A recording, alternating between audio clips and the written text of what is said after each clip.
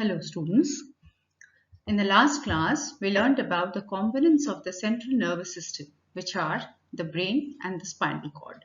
You learned that the brain is composed of three important parts, which are the cerebrum, the cerebellum, and the medulla oblongata.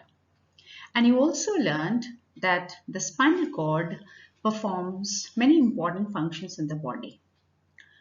Out of all these functions, the most important function is spinal cord controls all the reflexes below the neck. Now today's topic of discussion is reflex action and the components of peripheral nervous system. Now what is a reflex action? Reflex action is an involuntary automatic response to a stimulus, generally without the involvement of the brain. Now, in order to understand the statement, you need to know what is a stimulus. Stimulus is any change in the external environment or internal environment of an organism that brings about a change in the body of the organism. That's a stimulus. It can be an external stimulus, it can be an internal stimulus. And to every stimulus, the organism responds. So what is a response? Response is the way an organism reacts to a stimulus. So all living organisms respond to stimuli. That is a life characteristic which is manifested by all the living organisms. But reflex action specifically is an involuntary automatic response to a stimulus, and that happens generally without the involvement of the brain. In order to know more about the reflexes, we need to study about the types of reflexes. There are two kinds of reflexes basically, unconditioned reflexes and conditioned reflexes. Unconditioned reflexes are also called simple reflexes or inherited reflexes or inborn reflexes. Why? Because we are born with these reflexes. These are permanent. They require no previous learning, judgment or experience because we are born with them. Like blinking, like blushing, like knee-jerk reflex, withdrawal of hand on touching something hot, closing of eyelids when strong light is flashed into it, closing of eyelids when strong wind blows. So these are all examples of unconditioned reflexes. We are born with them. Now, conditioned reflexes, on the other hand, these are acquired reflexes. That means we acquire them during our lifetime. So they are not permanent. They are easily induced and easily lost. And they require previous learning, experience, or judgment. For example, tying shoelaces without looking at them, hitting the keys on the keyboard, strumming the strings of a guitar, knitting while looking at the television, doing the buttons of your shirt without looking at the buttonholes, showing your hand while negotiating a turn on a cycle. These are some of the examples of conditioned reflexes. So what are the basic differences between unconditioned and conditioned reflexes? Unconditioned reflexes, we are born with them. Conditioned reflexes are acquired during one's lifetime. Unconditioned reflexes are permanent. Conditioned reflexes are easily induced and easily lost. Unconditioned reflexes do not require any previous learning, experience or judgment, whereas conditioned reflexes require previous learning, experience or judgment. Salivation, for instance, it is both a conditioned as well as an unconditioned reflex depending upon the situation. When food is placed inside the mouth and salivation occurs, that's an example of unconditioned reflex. But if you salivate on seeing a platter of delicious food placed in front of you, that's conditioned reflexes. Salivation on seeing a platter of delicious food placed in front of you is an example of conditioned reflex because the taste is registered in you. So moment you see the food, you smell the flavor, you start salivating. So that's an example of conditioned reflex. Whereas when food is placed inside the mouth, salivation occurs. That's an example of unconditioned reflex. Now, to know more about the pathway of this reflex action, let's have a look at this figure. This figure shows the pathway taken by the impulse to travel from the receptor to the effector. Receptor is the organ or neuron which receives the stimulus and directs it towards the CNS, that is the central nervous system. Over here, it is the spinal cord. So, receptor is an organ or neuron which receives the stimulus and directs it towards the spinal cord.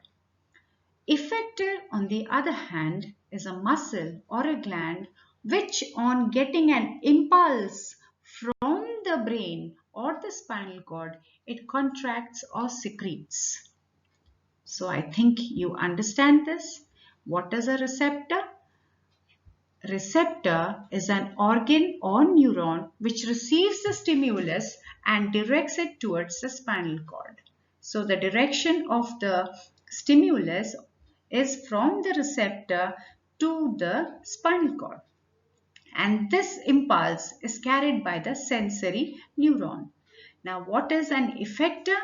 Effector is a muscle or a gland which, on getting an impulse from the spinal cord, it contracts or secretes. So, effector shows the response. So, what is a reflex arc? This figure is depicting a reflex arc. It is the shortest pathway taken by an impulse to travel from the receptor to the effector. Shortest pathway that is taken by an impulse to travel from the receptor to the effector. So what are the components of a reflex arc? The components are a receptor, one sensory neuron, the center, which may be the brain or the spinal cord, a motor neuron, and effector. So there are 5 components of a reflex arc: receptor, sensory neuron, the center, which is spinal cord in this figure, the motor neuron, and the effector. I hope you are clear about reflexes, types of reflexes, and what is a reflex arc. The next concept which we are going to deal with is peripheral nervous system. Nervous system is studied under 2 headings, the central nervous system and the peripheral nervous system. The central nervous system comprises the brain and the spinal cord, which we have already learned in detail. Now, the peripheral nervous system comprises 2 parts, the somatic nervous system and the autonomic nervous system. Now, the somatic nervous system, it consists of the cranial nerves and the spinal nerves. Cranial nerves are the nerves which emerge from the brain, and the spinal nerves are the nerves which emerge from the spinal cord. So, there is a table showing the differences between the cranial nerves and the spinal nerves. All cranial nerves arise from the brain, and all spinal nerves arise from the spinal cord. Cranial nerves are 12 pairs in number, spinal nerves are 31 pairs in number. Cranial nerves may be sensory, may be motor, or may be mixed. Sensory, which means it is made up of only sensory neurons which carry the impulse from the receptor to the brain. It may be motor nerve. That means it carries the impulse from the brain to the effector, or it may be mixed nerve made up of both sensory neurons as well as motor neurons. Whereas all the spinal nerves are mixed nerves. So the somatic nervous system comprises the cranial nerves and the spinal nerves. Cranial nerves are 12 pairs in number. Spinal nerves are 31 pairs in number. Cranial nerves arise from the brain. Spinal nerves arise from the spinal cord. Cranial nerves may be sensory, may be motor, or may be mixed, whereas all the spinal nerves are mixed nerves. Now, the next component of the peripheral nervous system is the autonomic nervous system. The autonomic nervous system comprises 22 pairs of chains of ganglia arising from the spinal cord. Now these ganglia, they are embedded within the organs or close to the organs they control. Now before I proceed, I should let you know what is a ganglion. Ganglion is an aggregation of nerve cell bodies and their processes. If you remember studying what is a neuron, what is a nerve, what are ganglion, so let me have a recapitulation of that. Nerve is a bundle of axons enclosed in a tubular sheath, whereas ganglion is an aggregation of nerve cell bodies and its processes. So autonomic nervous system comprises 22 pairs of chains of ganglia arising from the spinal cord. And where are these present? They are either embedded within the organs they control or close to the organs they control. And what's the function of autonomic nervous system? Controls all the involuntary activities of the visceral organs. That is the internal organs. Controls involuntary activities, activities which are not under our control of the visceral organs, means internal organs. Now this autonomic nervous system is divided into two components, the sympathetic nervous system and the parasympathetic nervous system. Now in order to make you understand the difference between sympathetic nervous system and parasympathetic nervous system, let me give you a situation. You go to school today and you are not such a good speaker. Your class teacher tells you you have to go up to the stage and speak on the dais on a particular topic the principal has assigned. You have that stage fright in you. So what is going to happen to you at that juncture? You are going to sweat, your pupils are going to dilate, your heartbeat is going to increase, your mouth is going to become dry, your blood pressure is going to shoot up. So these all happen due to the stimulation of the sympathetic nervous system. So the sympathetic nervous system is preparing the body to meet violent actions during emergency situations. So you summon the courage to go to the stage, deliver the speech, and again come down the dais. What will happen to you? Your heartbeat is going to come back to normal. It will reduce. Your blood pressure will come back to normal. Your pupils will constrict. Your saliva secretion will be initiated. So these all changes which are happening in your body, this is due to the activation or stimulation of the parasympathetic nervous system. So what is the basic difference in their function between sympathetic and parasympathetic nervous system? Sympathetic nervous system prepares your body to meet emergency situations, whereas parasympathetic nervous system restores normalcy in the body after the violent act is over. Now besides this functional difference, between the two, there is also locational difference between the two.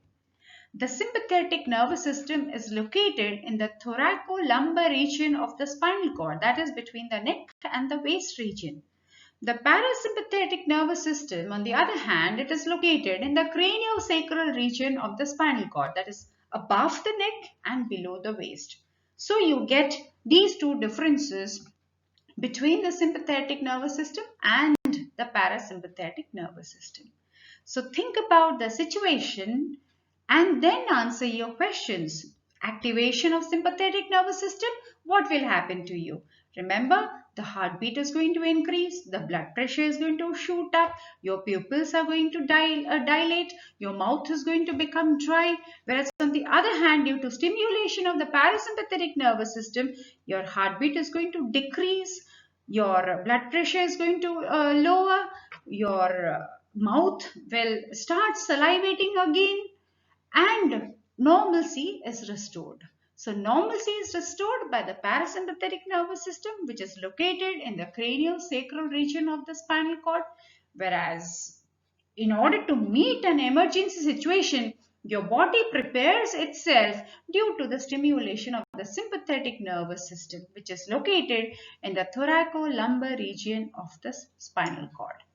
So I hope you have understood the various components of the peripheral nervous system.